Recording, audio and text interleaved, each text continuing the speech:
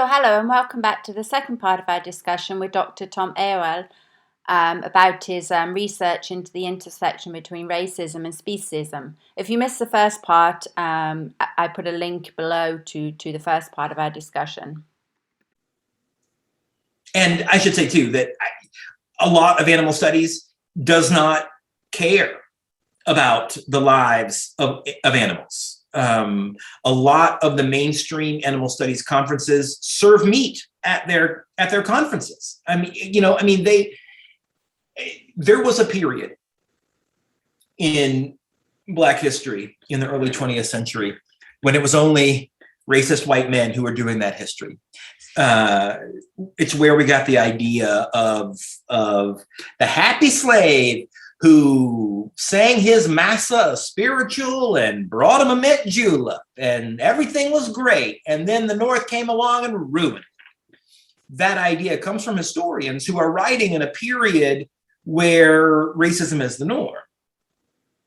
It wasn't until we get Black studies departments in the 1960s where we start to see a revision of Black history to tell the actual truth about what that looks like. Any animal studies effort that doesn't care about the equality of animals is that early racist version of Black history. And it's understandable that it exists because that was in every historiography, you have a starting point and you move on from it. We're still at the starting point, and this is a relatively new discipline. And so the fact that a lot of animal studies people do not buy into the equality of all animals is understandable, but it's incredibly frustrating. As somebody who came into this specifically to try to help animals, to see how many people in this field are just as callous towards animals as just the people in my department, at my school, in human history stuff, is frustrating, but it's understandable. And so I think the goal of what we do should be to disseminate this knowledge, this research that we're studying to a broader public, to write as jargon-free as possible so that more people can know that we exist outside of our cloister, but also to very much work within that cloister to expose the speciesism inherent in animal studies so that we can get out of that early phase of our historiography and move into something more accurate.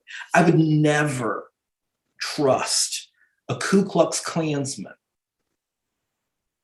to tell me about Black history. And in the same way, I would never trust a non-vegan to tell me anything meaningful about animals. I just wouldn't do it for the same reason, because I've studied too much about racist historiographies and how white people have written the history of Black people. There's just no way to do that. And I know there are a lot of great scholars everybody loves. We all love Donna Haraway and everybody else. They're all great. They're not vegans. Their opinion doesn't matter as much to me. It's interesting. It's a nice thought experiment that they're doing. But if you kill animals, you can't write about them and have me respect what you're doing. It's just not a thing. I don't understand how that works in a lot of people's minds. It's a manifestation of the dog thing that Kris was talking about earlier. And I think that's part of the role of a discipline in its early phases. You fight for how you want it to go. So not only are we disseminating information to the public and to students, but we're also kind of fighting for the soul of what that discipline is going to look like in the same way that we did the same thing for Black history in the 1960s. And does that mean that, let's say, veganism is the cure-all to everything? Of course not. Of course not. I think it's great to do that. I want everybody to be vegan. But even if everybody was vegan, our government in the United States would still subsidize the meat killing industry and still make sure that all the animals are still being killed. And that's not going away. So there are lots of fronts on which to fight. And there are lots of things that need to change. But one of the baseline things we should accept as a discipline is the fact that if we're going to study animals, we should leave them alone. I mean, if that is not the core ideology of what you're doing, why are you doing it? I mean, what are you doing? You know, if I was an overt, I mean, we all, especially white Southerners like myself, we all have inherent racial biases that we can't escape. I mean, they're always going to be there in some form. I don't want to absolve myself of any racism. Certainly that's not the case. Nobody can do that. But if I were an overt racist, I wouldn't have chosen to do Black history. If I were a Nazi sympathizer, I wouldn't write Holocaust history. It just makes no sense to me that this is not a problem for wary dog food owners. It is not just a problem for random citizens shocked by Yulin. This is a problem for the very people who are our peers and academic colleagues. And I think that's a fight of all of them that we probably have the best chance with, simply because they at least understand the issues and academics are willing to engage in a way that I think non-academics might not be. But it matters. I mean, speciesism is not just something out there, it's very much something in here. I know that we've talked several times about the fact that there are these divisions already in a field that's so new, like anthrozoology, and there are these divisions that we've had to have people who qualify themselves as critical animal studies, saying that they focus more on the animals, and whereas anthrozoologists might focus more on the humans, which I personally don't think is true. But one of the things that we've talked about is that we do have this kind of responsibility for creating the field that we want to see, like you mentioned. And one of the thought exercises that I do with my students, because I teach in an anthrozoology program, is to tell them that they really are writing the history now. It's up to them to decide what the field is going to become, as they are the future of the field.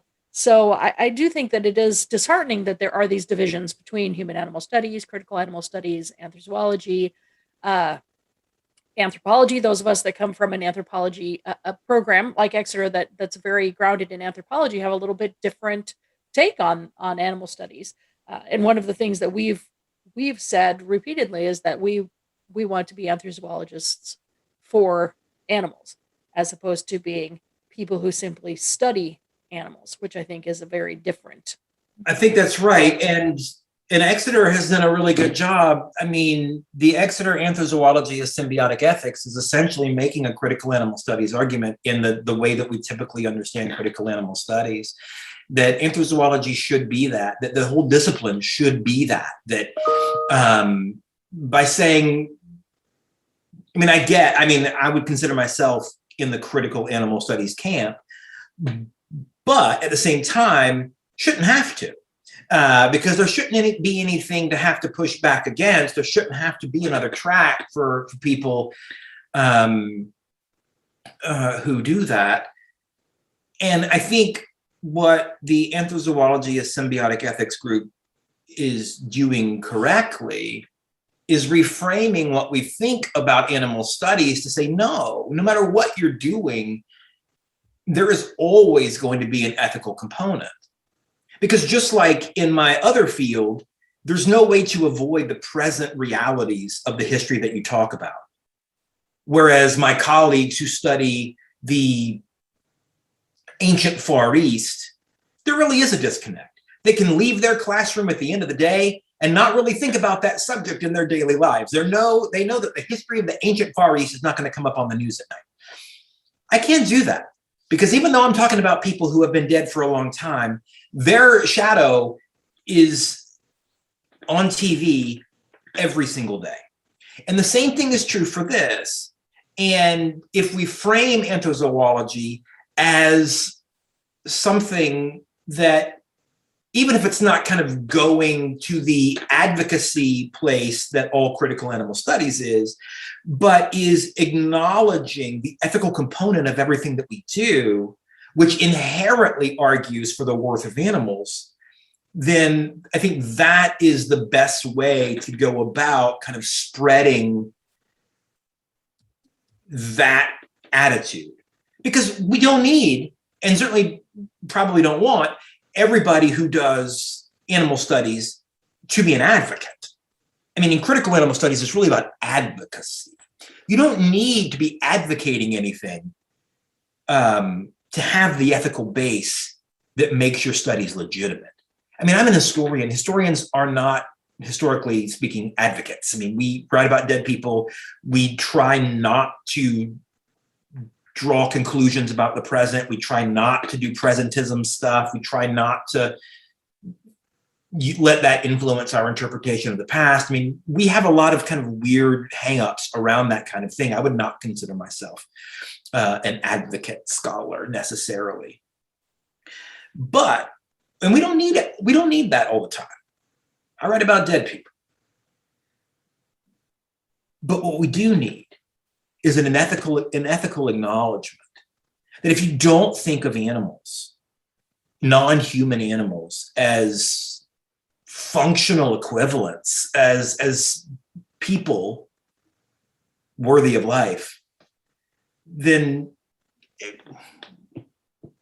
your study about how dogs make people feel better doesn't really matter to me, you know? So. I do think it's important, though, to, and again, this is a conversation I have with my students, to not focus so strongly on the veganism as the outcome. We need to be welcoming to people who are undergoing that struggle right now. We need to welcome in people who are interested in animals, welcome in people who want to study human-animal relations, without saying, if you're coming into this field, you must be a vegan. I think it's very important to keep the doors open, just so that we can spread the message. Yeah. Of course, because again, veganism isn't the cure-all for eating animals. And again, it's because we are all swimming in that particular water. And part of, I think, what animal studies does is point out the water to people. And so, or that's what our role should be, is to point out the water of species that is all around us. And until you're in it, you don't necessarily see it. And so yeah, come on, everybody come on, and let's find the water together. The issue, though, I think, is that well, I don't know. I'll stop there for the moment. So, Tom, just following on from that bit, I mean, for me, that when obviously I was brought up a meat eater because that was the way things were. When you realise what water you're swimming in, for me, it very much felt like the taking the red pill in the Matrix, seeing that you're actually, on the battery, on the machine, you're part of the whole thing going, yeah, and you are not in reality. And once you see what reality is, you have to make a decision. Do you want to be in that game where everything's nice and good and happy and you can carry on with your life and ignore what you don't want to know and have your palate pleasured daily, etc.? Or do you say, right, that's horrifying, I want to do something about it? And you have to make a decision. And it does take time, I think, Michelle, for people to go from realizing, being totally overwhelmed by it, and then either staying overwhelmed and shutting down the shutters, or kind of like deciding to move out of that. And that transition process takes time. I mean, it took me time. You have to sure. Anyway, move forward, which at some point dog veganism is a process I'm now going through. Anyway, but what it made me think of was several threads throughout your chapter. You talk about the assumption of edibility, and you talk about the you've talked about dogs in one country might be eaten as food and on the other hand might not be. You talk about the justification for the assumption of edibility. Religion is one of the things that you pick out. And then you talk about the use of imagery and the characterization or the caricaturization of animals and people, which then leads to justification of how they're actually then treated. But something interesting for me, for my research, is that I'm wanting to see if imagery can change the perspectives of people, the way that they view sharks, for example. And you talk about Barth and his punctum, his idea that an image can pierce the way that you then your perception of whatever you're looking at. And I wanted to know if so often this piercing is used in trying to get people's perceptions of non-human animals and the way we use them changed by showing horrific images, because that does shock some people into changing their perception and their behavior, but sometimes it brings down the shutter. One line of thought that I'm going down, well, the main line of thought is that I want to show how sharks are actually what the relationship between shark listeners and sharks is, which is actually about the other side of horrific imagery, which is about how they are, in effect, for the shortened version of this, become a companion animal, if you like.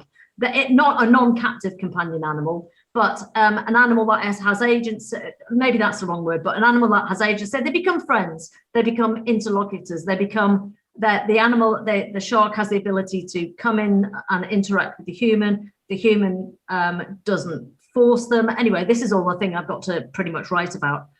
But I'm trying to use the imagery of something that is pleasant to see if then somebody changes their mind about perception. So say very simply, from Jaws to an animal that is actually, or a non-human animal that is then, look, it's not this stereotypical view that you've got.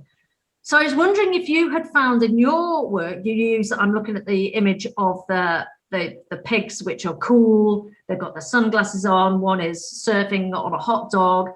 And it made me think something else as well, but come back to that later.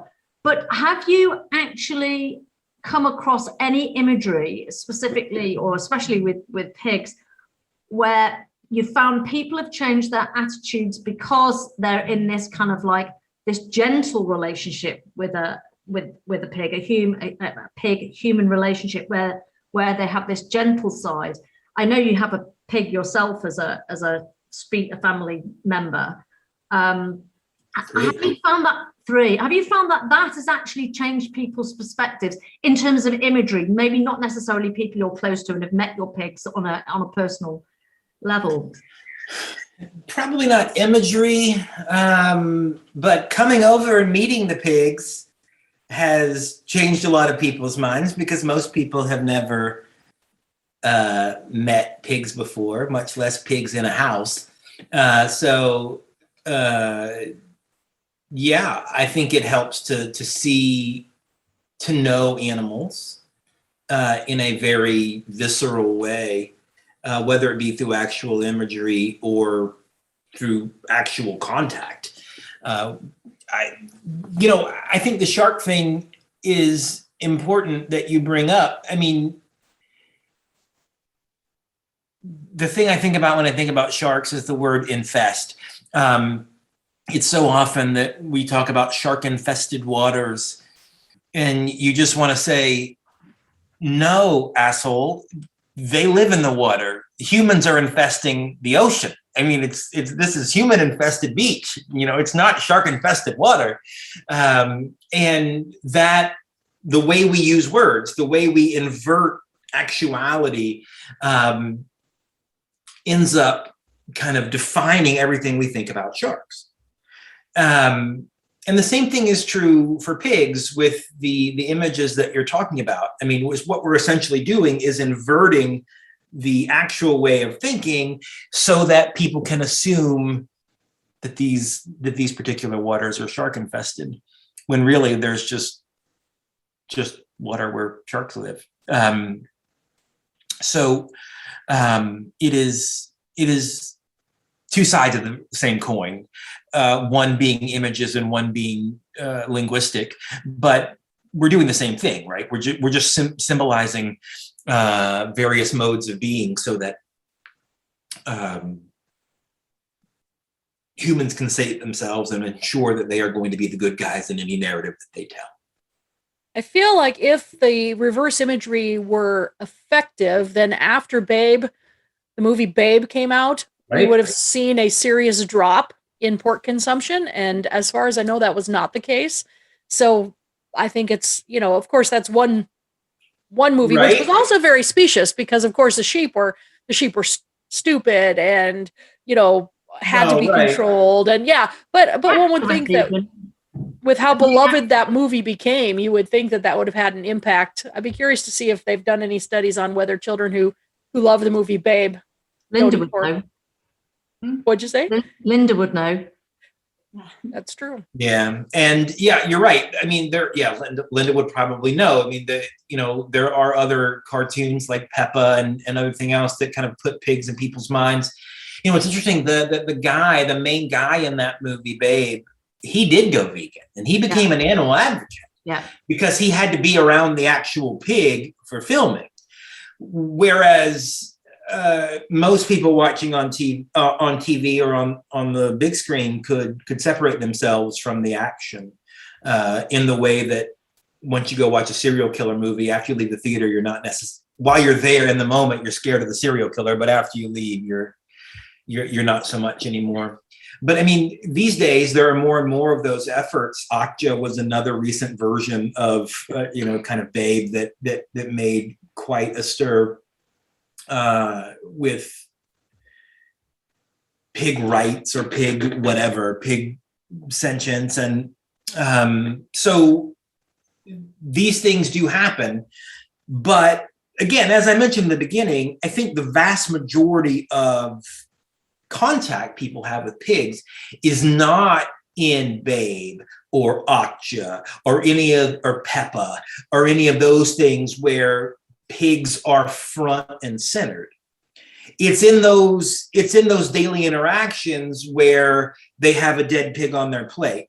It's when people use pig as an insult for somebody who is sexist or somebody who was a cop, and automatically pigs are associated with something that is bad.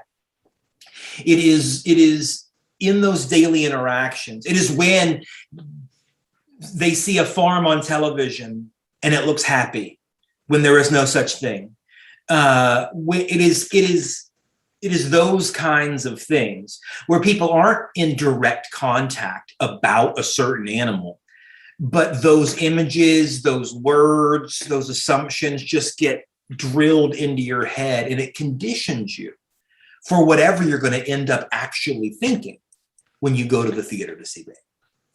I've been shocked lately. I have a grandson who just turned 2, who loves books, loves animals, loves going to there's a rescue, farm animal rescue near him that he loves going to.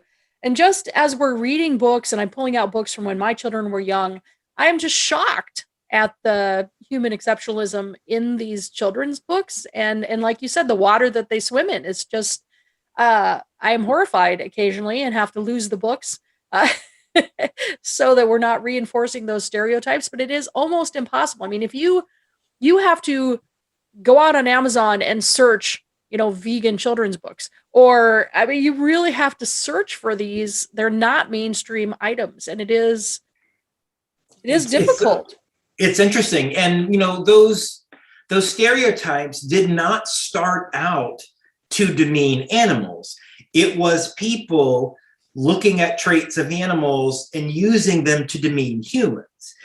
But it ends up in the process going back and hurting the animals more, because the human, whether or not you're going to call him a pig or not, his life isn't on the line. His pride is. But the pig becomes more vulnerable and ultimately loses his life. So, I mean, there is a real stakes game here. for the animals being caricatured, even though those caricatures tended to develop as a way to hurt the feelings of other humans. It actually makes me think of a book that he has. There's a series that's they're touch and feel books that have like little pokies, and one of them I really like is "You Must Never Touch a Shark." But the underlying message of the whole book is that you shouldn't be touching animals. You are allowed to look at animals and wave hello is what it says, but you should not ever touch them. And though that's not the cool part of the book is that it's got these textures, but the underlying message is, it's important not to harass animals, which I find very interesting because I'm not sure that was the point of the book as it was written, but it serves to I reinforce like that it. message. That should be what we should aspire to. Just leave them the hell alone. Yep. And I've tried to work with him on, because I think a lot about consent.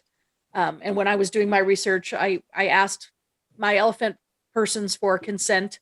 And so I try to work with him on, you ask an animal if you're going to interact with it. These animals on the rescue farm, they might not be interested in interacting, when some are, and to work on that patience from a very young age of waiting, just like you would with a human, waiting to see if that human approaches you. Right. Sorry, I wanted to ask you, sorry for interrupting there. I was interested, again, the cool imagery of the pigs. I was interested in your idea when you were saying about the pigs were shown as being rich people. So the idea was eating the image. This is what I got it for. Eating the image makes you cool and rich. You kind of like that image is then transposed onto you. You feel that you're in that kind of like zone, and you're thinking, I'm eating this pig, and that's the message that the restaurant's given. And also the pigs that are cool. I don't know if anybody's done any studies of specific kind of people going to these different restaurants that are given these different messages, but it did make me think of, and I had to look up some words here, which I might have very wrong, but it made me think of the ancient cultures where people used to eat, for example, the heart of their enemy, or they used to eat specific animals or people, which would then imbibe with them, the eater, with that feeling that they assumed that the animal or the person had, or it will make them stronger. Is there a word for that? And is it something that you have kind of thought about with this kind of imagery? Oh yeah, there's a word for it. You are what you eat. I mean, we still very much think about it. I mean, that idea is still very much with us. You are what you eat. And throughout,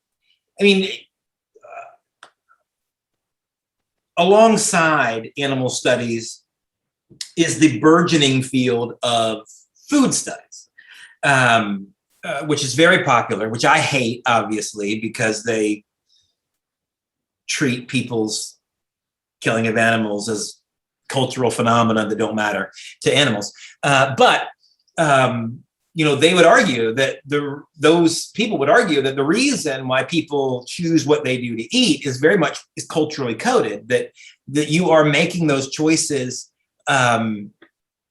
partially out of necessity, partially out of hunger, but partially and maybe even mostly out of self-identification.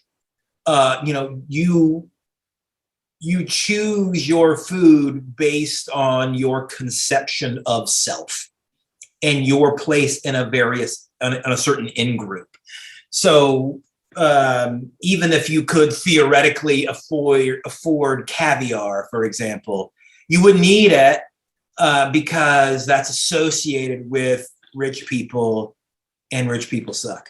Or I'm too good for the store brand, or I prefer one fast food restaurant over another. I'm loyal to one or the other, even though they're serving basically the same dead animal. So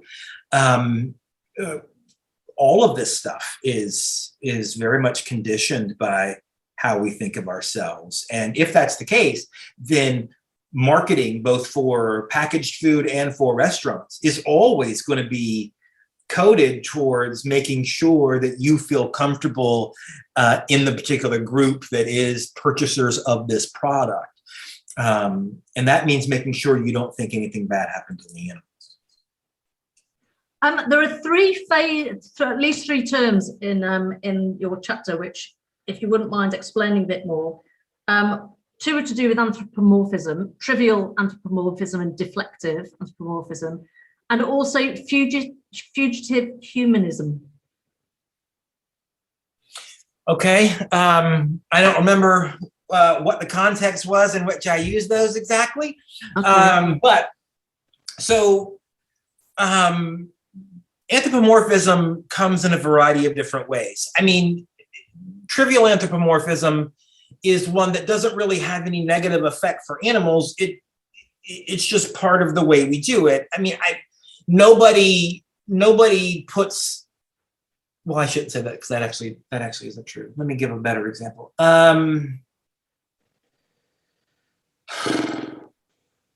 Shall I give you the context? Yeah, give me some time. You basically say trivial anthropomorphism, by contrast, treats animals as though they were people without making any effort to relay ethical principles. And you're talking about John Simon's right, referring to Three Little Pigs. Yeah, I say that, but at the same time, there are problems. And that's the first thing I went to was Disney. Think about Mickey Mouse. Mickey Mouse didn't encourage people to kill mice, but it ended up actually encouraging people to kill mice because it ended up creating the mouse as a pet phenomenon, which inevitably put some mice in danger. So maybe that wasn't even totally trivial. And as we end up seeing, the use of the Three Little Pigs ends up doing some harm along the way with the Disney imagery, justifying pigs as sausage to little kids. So the point of using the concept of trivial anthropomorphism is to talk about intent. The idea is that some anthropomorphism is specifically designed to hurt animals. The anthropomorphism, for example, that are on those barbecue signs. Others are not intentional. Now, I think the basic argument of everybody who talks about anthropomorphism is that it is inherently dangerous no matter what you're doing. But what we're talking about here is intent claims based on the motives of the people who are anthropomorphizing. There are plenty, you mentioned Douglas Adams earlier, there are plenty of talking animals in Douglas Adams novels. That is trivial anthropomorphism. I mean, nobody is going to go and hurt animals based on that. He's just creating characters. Can that have a negative effect? Absolutely. Or a positive effect in some regards. There are plenty of animal sanctuaries who use anthropomorphized animals as a logo. And more power to them, because if you're a sanctuary, I'm all for you doing whatever you want to do. But it's really a talk about intentionality. Okay, and deflective anthropomorphism. Deflective anthropomorphism is easier to describe. I mean, deflective anthropomorphism is a way to try to convince ourselves that what we're doing to animals isn't wrong. And so we can deflect by saying that, well, the animals are happy. We can create positive images. We can have milk commercials of happy cows that are living their best life and just love being milk cows, which we know isn't true, but we are specifically deflecting the kind of cruelty by trying to cover it up by using anthropomorphism as a salve against what we do to other animals. So that's like your Happy Hens paper then, Kris. Yeah, I was thinking of that. Happy Yeah. Hens. I was thinking that the most disturbing example of that in the images that you used in your paper, Tom, was of the kind of the chef looking pig dressed like he's going to do the butchering or the eating himself, almost as though because he's happy killing and consuming his own kind, it must be okay then for others to do so. Right. Yeah. So that one's not great. Then there's also a series of images of pigs at the table, assumingly about to eat other pigs. There are pigs who are being cooked and smiling. There are lots of kind of weird ways that we kind of formulate these images, none of them associated in general minds with the grotesque in any way. I mean, they're there to sell a product. They don't want to be associated with that. And so what that tells us is that as disturbing as those images might be, they are not disturbing to most people. Otherwise, they wouldn't be signs. Otherwise, those businesses wouldn't have survived for me to take a picture of it. There is a generic acceptance there, and that is part of the deflection that exists, is that it makes the grotesque mundane. You know, I mean, the worst trick the devil ever pulled was making you think he didn't exist, right? I mean, that's what's going on here. Is kind of when you make the grotesque mundane, you can get away with anything. And there are a lot of lies on the line because of it.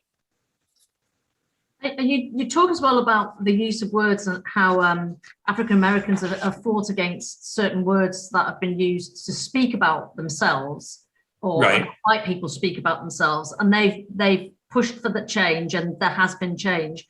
And then you make the point about non-human animals actually becoming a non-entity at some point, and they're unable to access language and metaphor. They're unable to actually even ask for themselves to be addressed in a different way. And then you go on to mention genocide, which you said is actually not the word that we're looking for, because it's not to exterminate. And also the word slavery, which you mentioned before, could have problems being used in comparison to people, groups of people. Are there words that exist that could be used instead of genocide or slavery then? Or should we be thinking of words to create those gaps, to fill those gaps, to discuss these things? I don't know. I go back and forth on it. I don't have a good answer. Right. I mean, there is a running debate about whether or not American slavery was a genocide. And the argument against that it was a genocide is that it wasn't extermination. That the point of it was to keep workers in perpetuity. And so therefore you wanted people alive. Even though it killed millions of people, and even though it was based in the same kind of ethnic cleansing that we task most genocides with. And so there is this debate about whether that counts as a genocide, or whether the continued white supremacy post-slavery in the United States constitutes an elaboration on that original genocide. And I tend to make the case that, as abhorrent as all of this is, that it's not a genocide because it wasn't elimination. At the same time, when it comes to animals, I tend to call this a genocide because I like to contradict myself a lot. And I don't know. A couple of years ago, I was doing a program at the National Holocaust Museum in Washington, and we were having a big genocide thing for a couple of weeks, comparing Jim Crow and the Holocaust. And I was, of course, coming from the Jim Crow side, and other scholars were coming from the Holocaust side. And we had this thing for a few weeks. And I tried to sell them on the idea that if we're talking about genocides, we have to include animals as being victims of that as well. They didn't go for it. Because genocide is functionally cultural and therefore functionally human. And so it doesn't count. It's something different. And maybe it is something different. I don't know what the best word to use is, but I do know that in my head, non-eliminationist genocide is the way I think about it. And whether or not that works publicly, I think thinking about it in that way, whatever the term you use, helps make you more attuned to the plight of animals when you are studying them. Because, I mean, so, for example, it's one thing to write a history book about slavery today. It's another thing to be writing an op-ed in a newspaper in 1859 about whether or not we should go to war to end slavery.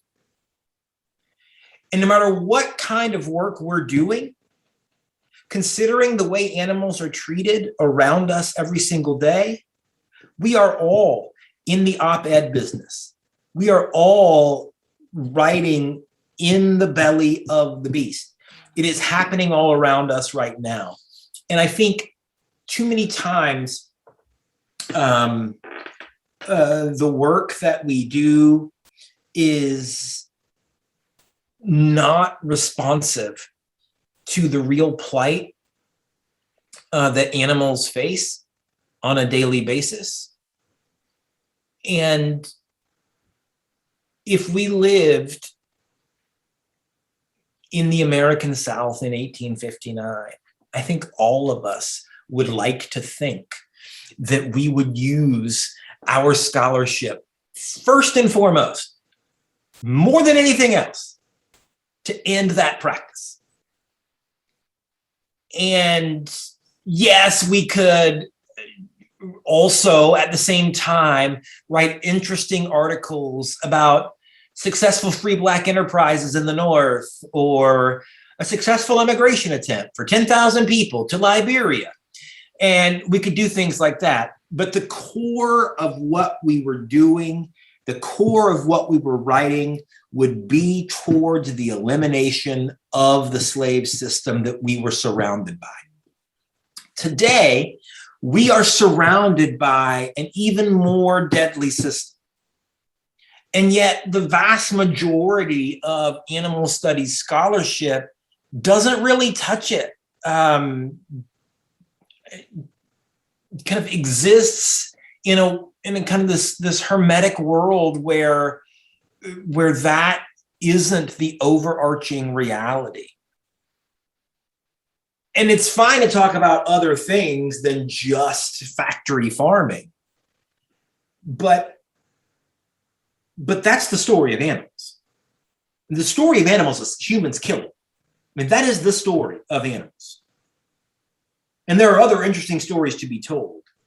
But by thinking about some version of non-eliminationist genocide as you're doing whatever work you're doing, it helps to ensure that whatever that work is acknowledges that the state of human-animal relations is one of abject horror.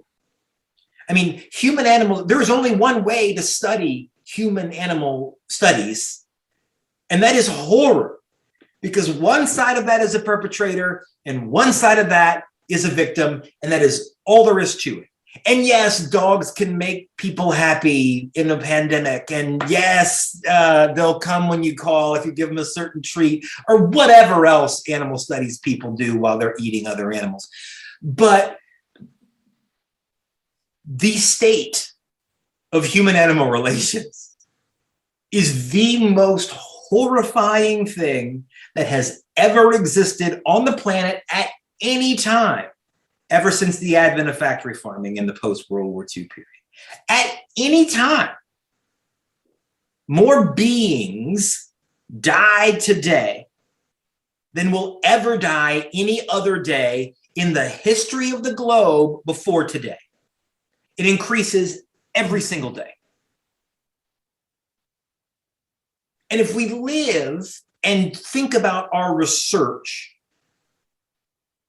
and think about our daily lives when we see these symbols everywhere that we go, that today will be the deadliest day in global history. Because every day you wake up, it will be that for animals. Then I think it helps condition us to gear our scholarship towards making that stop, even if realistically we know that it's not going to happen. And it's overwhelming because when you're trying to write a paper and it takes you a month to write it, and then somebody else looks at it and they have to write it again, and it's so slow, and then is anybody even going to read it? And your family aren't really interested anyway, and only, so true. Only if like 50 people maybe around the world globally, even when I listen to this podcast, it's like, you know. No, you're right. I mean, and again. Yeah, I have that crisis of faith too. You know, does this even help the animals? Because if it doesn't, I don't care. I mean, my goal is to help the animals. This just happens to be what I'm good at, so I do it. But I don't know if it helps. But I mean, I ask myself that every day. How did you help the animals today? We have to try, don't we? It's about the effort. It's about the effort. Of course, if everything changed tomorrow, that'd be brilliant. But if you don't make the effort, you're complicit, I think. Right. It's frustrating though that all the funding and if you want a career doing this, all the money is in the dogs make you happy. Right. That's where the funding is. That's where the jobs are, and you're in this sort of catch-22 situation. If you want to get in, you want to get a position, and then you can study what you feel matters most. And I really don't know how that can sort of be changed, where there is more funding for animals or for anthrozoologists that want to help the animals rather than how. Right. It changes once we start to get more programs. I think the problem we have in our discipline now is that it's top heavy. We have a lot of research coming out. We have a lot of books. We have a lot of articles. We have a lot of this. But knowledge is generated at the academy in two ways. In one sense, it goes up, that we write research and send it out into the world for other people to see. In the other sense, it goes down to students who come to the university. And the amount of published research versus the number of programs in universities that actually exists is vastly different. And so what we need are more programs. What we need is to start teaching students this stuff at the undergraduate level as part of the curriculum in colleges, create more departments, which ends up creating more specialties, which ends up leaving places in those departments for the kind of broad swath of the way people think about animal studies and what it should be. In the same way that I am in a history department, but I am not qualified to teach Latin American history because I don't know it. The same way is kind of what you end up wanting for an animal studies department, where you have people with different competencies in different areas who teach different things. And until we have kind of a general acceptance among the university systems that this is a field that needs to be part of the university, we're going to maintain that top heavy level where anybody can write something, but it's much harder to be in a department to acknowledge everybody's differences and to teach a kind of broad-based curriculum to students. That's where we create those jobs. That's where we allow people space to be their own individual things. And so I think one of the main things that we should be doing in the kind of the generic infancy of the discipline is not just writing more books, but in creating more programs, because that's where we make space for scholarship. That's where we create the next generation of scholarship. So, well, I think part of the problem is that when you're writing in academia, you're writing for other academics, and people without institutional access to journals don't ever see what gets produced. And so that's why I think things like this podcast are so important in reaching non-academics, so that we can start the conversation outside of academia, because outside of academia is where the problem is going to get solved. Right. And even when there is access, I think animal studies includes basically every single department at the university. Animals can be interpreted from pretty much any discipline. And so the number of disciplinary frameworks that we have, the amount of jargon and turf stuff that goes into a lot of that, means that even if you were inclined to learn about these things and you did know where to find it, it wouldn't be fun to read, because we all talk in such a different way. And I mean, historians are trained to write for the public. I mean, we write stuff that is accessible because, there's a reason why fiction is the largest section in the bookstore, but history is the next largest section, because it is something that is consumed by the public. And so many other disciplines I've noticed within animal studies, they don't write like that. They write in jargony, kind of academic-y ways that don't make you want to read it. And we need eventually, not anytime soon, but eventually we need our own set of standards agreed upon for the discipline, about no matter what department you come from. We encourage all departments, but we have this way of kind of framing, or at least kind of a roadmap for this is how we talk about certain things. That way we can create some kind of uniformity that gives people an easier roadmap to find not only our work, but the work of others that follows along a very clear path. Because history is great, but historiography is more important. I mean, it is kind of, we need to be able to track the history of the discipline and the flow of information, regardless of what department somebody writing in is coming from.